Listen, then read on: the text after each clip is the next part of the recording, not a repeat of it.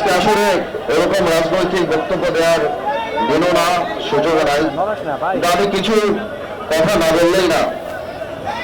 1991 সালে যখন এরশাদ সরকারের পতন হয়েছিল, তার 2 দিনের মাথায় তৎকালীন শীর্ষ নেতা মিজানুর রহমান চৌধুরী সাহেব তার বাড়িতে জাতীয় পার্টি অফিস খুলেছিলেন। 1/11-এর সময় আমরা দেখেছি যখন দেশনেত্রী খালেদা জিয়াকে ধরে নিয়ে যায় এবং আওয়ামী লীগের সভানেত্রীকে ধরে নিয়ে যায়, তখন খন্দকার দেলোয়ার সাহেব সেই নাম ভবনে বিএনপির দায়িত্ব নিয়েছিল, আর জিল্লুর রহমান সাহেব নিয়েছিল আইবি কনকর্ডে। আজকে একবার কল্পনা করে দেখুন, আজকে 35 দিন আওয়ামী লীগ নাই, একটা মুরগির খোপ তারা পায় নাই যেখানে তারা বলবে যে আমরা আওয়ামী লীগ চালাবো। এবার চিন্তা করেন, এটা হার না, এটা পতন, এটা আল্লাহর তরফ থেকে আসছে। আমার এখানে অনেক ভাইদের বক্তব্য আমি শুনলাম, তারা বলছেন যে আমরা বিচার চাই। ভাইয়েরা আমার, আমি বলবো বিচার শুধু আরম্ভ হয়েছে ইনশাআল্লাহ। এই বিচার এমন ভাবে হবে যে বাংলাদেশে আওয়ামী লীগকে সবাই মীর জাফর লীগ হিসাবে জানবে আগামী 100 বছরে।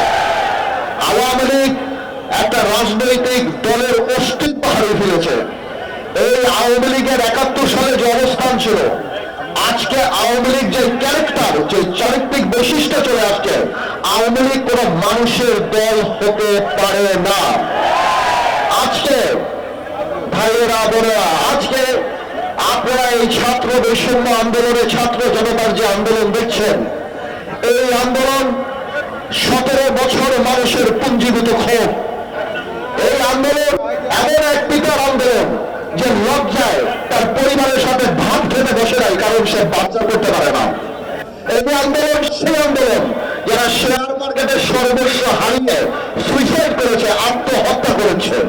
এই আন্দোলন সেই আন্দোলন যখন মানুষ বাজারে যাওয়া বন্ধ করে দিয়েছে, বলতে বাজারে গেলে আমরা লজ্জা পাই। এই আন্দোলন গত 17 বছরে আমরা জেল খেলেছি, আমাদের বিএনপি সতীর্থরা জেল খেলেছে। আজকে খালেদা জিয়ার মতো একটা নেত্রীকে কিভাবে বাড়ি থেকে বের করে এনে অপমান করার জন্য 2 কোটি টাকার জন্য জেল কাটিয়েছে। তারেক রহমানের স্ত্রী, তারেক রহমানের পরিবার সহ সবাইকে এই সরকার, গত সরকার, আওয়ামী বিশ্বাসের সরকার 2টা মাত্র থিওরিতে বিশ্বাস করে। এখনো শত্রু, এখনো ষড়যন্ত্র। ওনাদের বিরুদ্ধে কথা বললে আমরা শত্রু, ওনাদের বিরুদ্ধে আরোপ করলে আমরা ষড়যন্ত্র করি। এই 17 বছরে তারা এই কাজ করে করে মানুষের মনের মধ্যে থেকে জায়গা এমন ভাবে তাদের চলে গিয়েছে যে তারা তো পুলিশ দিয়ে খালেদা জিয়ার বাড়ি খালি করেছিল। আজকে বাংলাদেশের জনগণ সেই গণভবনকে তাদের কবরের ভবন বানিয়ে দিয়েছে। আমি আর বেশি বলবো না, আমি শুধু এতটুকু বলবো, যারা শহীদ হয়েছেন, যারা আহত হয়েছেন, 17 বছরে যারা আহত হয়েছেন, আমার মনে হয় সরকারের পাশাপাশি একটা এই বৈষম্য বিরোধী আন্দোলনে যারা ছিল তাদের একটা লিয়াজো কমিটি আমাদের দলদের মাঝখানে করে দেওয়া উচিত। মাঝখানে আমরা অনেককে সাহায্য করতে চাই, কিন্তু আমরা পারি না, আমরা পাই না, আমরা যোগাযোগ ব্যবস্থা স্থাপন করতে পারি না। আমি মনে করবো নিবন্ধিত রাজনৈতিক দল যারা কিংবা এই স্বৈর শাসনের ফাঁদে পা নিয়ে দালালির খাতায় নাম লিখে নেই, এই গণতান্ত্রিক আন্দোলনে জনগণের সাথে ছিল, আমি অনুরোধ করব, আমি আপনাদেরকে আশ্বাস দিচ্ছি, আমি বলে যাচ্ছি ইনশাল্লাহ আমরা সবাই মিলে যদি লিয়াজো কমিটি করি, আমরা এই প্রাইভেট সেক্টর থেকে ওনাদের যথেষ্ট যেই ক্ষতি ওনাদের হয়েছে ওটাকেও আমরা পোষণ করতে পারবো না। কিন্তু আমি সবসময় বলি, ইমোশন তো ভালো, তবে পুনর্বাসন ইমোশনের চেয়ে বেশি ভালো।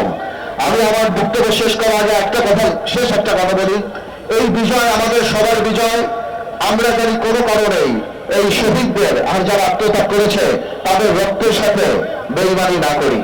সামনের বাংলাদেশে আমরা জানি আল্লাহকে ভয় পাই, ক্ষমতাকে দায়িত্ব হিসেবে দেখি এবং এই রক্তের যথাযথ সম্মান দিতে পারি। আল্লাহ হাফেজ, আপনারা সবাই ভালো থাকুন।